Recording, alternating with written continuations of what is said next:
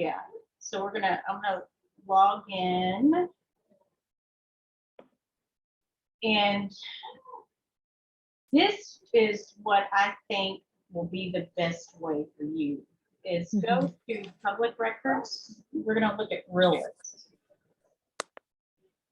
And we're going to go,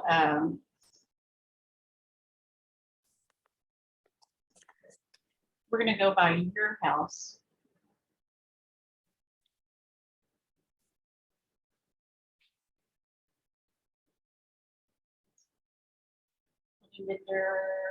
I forgot, there you are. Isn't that sad? I've kind of forgotten where you live. You got so much in your mind. You're so busy all the time. Yeah, okay, so.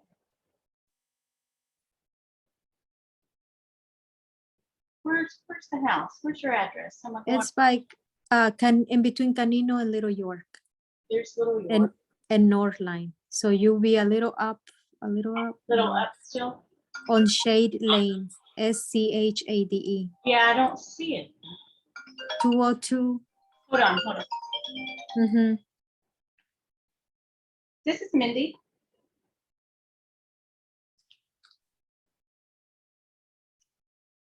Hello? Okay. Okay, so there's Little York. I see it. Oh, how come I'm missing your street? Harbor Hopper, Little York. Oh, that's Hardy. That's not 45. That's why. Oh, okay. That's why. Yeah, I thought, there you are. I thought that was 45. Okay, so this is your neighborhood. And see up here in this corner where you've got the little straight pin? Yeah. Okay, we're going to click on that and we're going to go for MLS status. Okay. And we're going to mark the homes that are expired. And we're going to do, no, we're not going to do any of them. Okay, so this house right here, it's purple. So that means it was listed on the market, but they didn't sell it for some reason. Well, it's got 319. So let's look. Maybe they sold it. No, it expired. This gives us the property archive where we can check and see. Yeah. Okay, I don't know why it's expired because it says it was sold on 319.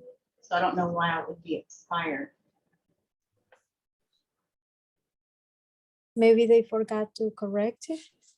Don't know. They might have. See, because this says the sell date 319. Maybe they sold it off MLS. Look for something like this, like the expired, and you would look at the owner's name and call them and see if they want to list it, see if they're ready to sell. And where do I find their number? Because I clicked on one, I was playing around with the other ones, you know, I just put MLS expired, just I went randomly and it gave me like 12 different places. Then I clicked on one, I was playing to check on it, where would I find the info? And I found different information, but I couldn't find the owners or I found the agent's phone number. Yeah, I will send you, that's going to be white pages. So you would lock, okay, let's just use, you can even start like just concentrating on your neighborhood right here and just pick an owner. So let's pick this one. Let's go to Remind. Let's do it on Remind. Remind.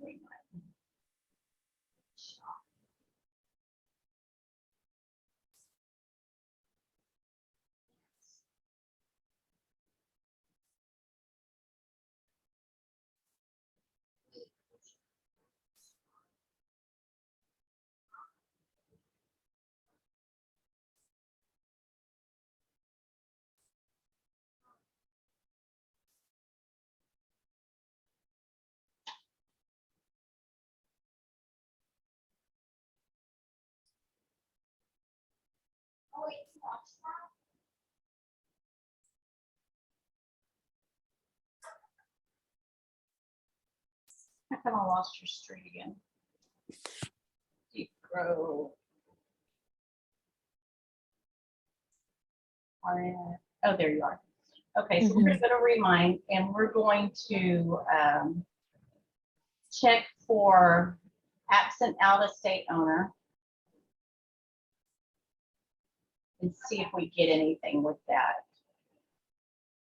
Okay, so you have these right here where the owners don't live there. They live out of state. You can do that, or we'll go for, we're going to take this one off. These are absentee in-state owners. Okay, all of these are people who do not live at the house, but they live in Texas. Mm-hmm. And then we can also go with a high, the self score, we're going to go with a high self score. These are all absent owners who Remind is saying they are more likely going to sell their house. So you start with calling them right here and right here. So I would click on this one.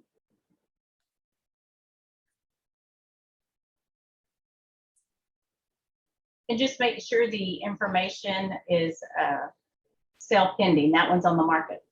Okay, so we can't use that one. Okay. This is a high one. That's just an empty lot. Well, it's used as a parking lot, so I doubt that one's going to be a good one. It's a car wash now. A car wash, okay. Mm-hmm. So that one, okay, so let's find some others. Okay, let's see this one.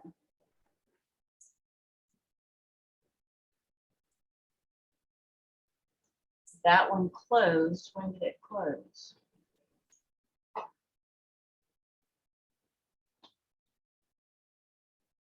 I think last. I doubt these people are going to sell, but it wouldn't hurt absentee owner because it's an absentee owner. The owner lives at 491 Rock Hill Road in Prosper, Texas. Mm-hmm. So you could go to White Pages. Mm-hmm. We'll go right here. Whitepages.com. And we're going to do a reverse address lookup. What was that? 491 Rock Hill Road, Prosper.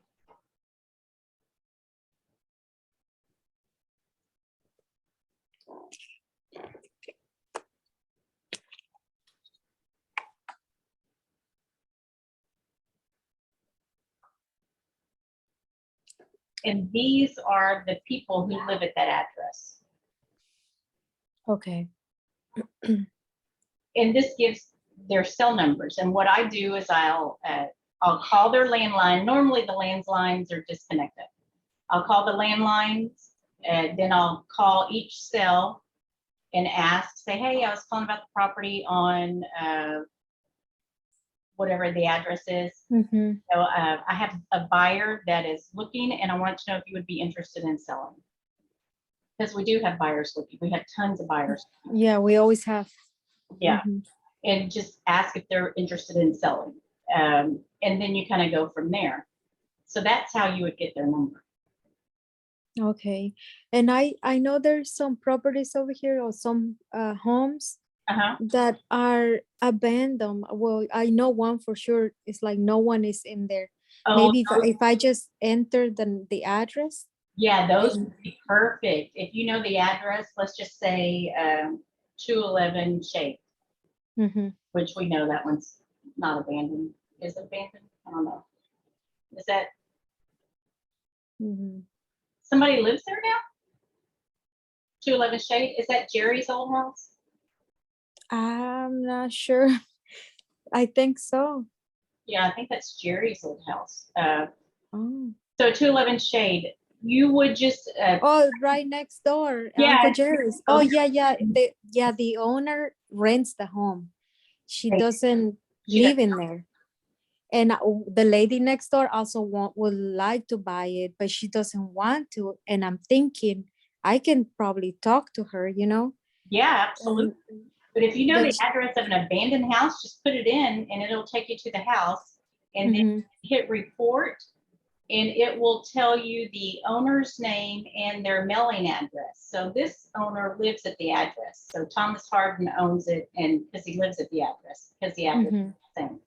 Right. And you would just look up on white pages to get their number and call them and text them. And remember, you know, I think you've seen this before, how I get, and I know you don't have a printer, but this is how I keep up with it. I'll print these pages out that's on. I have a printer now. Oh, you do? Okay. Yeah. Well, remember, I print the pages out that's on Realist, and you know, I'll write the numbers down that I called, and then I'll mark them out if they're not good. And if I get a good number, I'll circle that number, but I always keep track of when I called them and, you know, what we spoke about, like this one. I don't know if you can see how, like, here it shows that I, you know, called and texted in August 31st, 2020, September 8th, 2020, and February 14th, 2022. That way I can kind of keep up. Okay. And that number I've got, that it's the wrong number. And so that's the right number. But that's what I would do. If you know the abandoned ones, look up the owner and call him, see if he wants to sell. And then if you look on Remind and do these high sell scores, because those two we rolled out, that one. And as you go through, it'll show, so that's a high sell score with an absent owner. That's a high sell score with an absent owner. And even you can take off absent owner and just the high sales scores. So all of these are saying that, you know, people are more likely going to sell pretty soon, or that if they haven't sold already. Yeah. But I would concentrate first on close by where you live, because it's majority Spanish speaking. Right. And I think you'll do well. You know, and at least it'll get you some money coming in pretty quickly. Yeah, yeah. Okay. Where, do you have any questions? Yeah, that's the question is, what if they say yes, what do I do next? Okay, so if they say yes, they want to sell, then usually they have a good amount or a price in their mind of what they would like to get for it. Ask them, say, okay, what are you thinking you would like to get for it? Okay. Sometimes they'll give you a price, and sometimes they'll say, well, what will your client offer? And then you'll say, okay, well, let me run a couple of comps and see what the going, you know, the going value is for the house's price per square foot. And I'll get back with you, and, you know, I'll take it to my client, and then I'll, you know, get back with you and let you know. And it's just, it kind of starts the negotiation process. And you can do it two ways. You can do it for a client who is an investor, and they're usually going to offer low, or you can do it for a client retail, you know, and you can tell them, I have investors that will purchase right now, and you give them this low price. Let's say the HCAD has it at 100,000 or valued at 150,000. You say, I have investors right now that will give you a cash deal for 100,000 when HCAD has it at 150. But you know, if you want the retail price, this is what it would sell for. If we put it on the market, it would sell for about 175, 150. It's just, you know, do you want the cash now, or do you want to put it on the market and go through the process of the selling process? But because I told them that I have a client willing to buy it, or, you know, that wants to buy, but I don't have, let's say we do have them, because, you know, on your brokerage, there's many people looking to buy. So what do I do? How do I let you know, okay, they say yes? Yeah. Is there anyone interested on something like this? Is that what we start doing? Yeah, just call me and give them the investor price first, because, you know, if it's a good deal, I'll buy it and I'll pick it up, you know. Oh, okay. So you give them the investor price first, and we'll call me. We can give them we can make them an investor offer. Oh, okay. And if they don't or won't accept the investor offer, then you say, okay, well, my investor's not willing to go that high, but if you would like that amount, I'll list it on the MLS for you and we'll get that amount. Oh, okay. Okay. And that way you list it and then you'll start getting calls, Mhm. On the buy side from Yeah. everybody else on the market. Oh, okay. I see. Mm-hmm. Yeah, but we're going to give them the investor price first because investors will snap it up like that. Okay. So investor price, it would be, I would not be able to give them the price right away. I will have to get with them. I said, let me see I have to find out the value of the property, right? Yeah. Yeah. And then see what the investor is willing to pay cash yeah. for it. Yeah. Just say, okay, ask them what they're thinking they'd like to get. And then say, okay, let me get back to my buyer and see what he's willing to pay. And, Okay. and then just give me a call and we can kind of go from there. Sounds good. Okay. Yay. Good. I'm gonna start doing that. Okay. And I'll call you. I'll call you in a little bit. Oh, and send me that video because I'm gonna need to go over again, Okay. I will.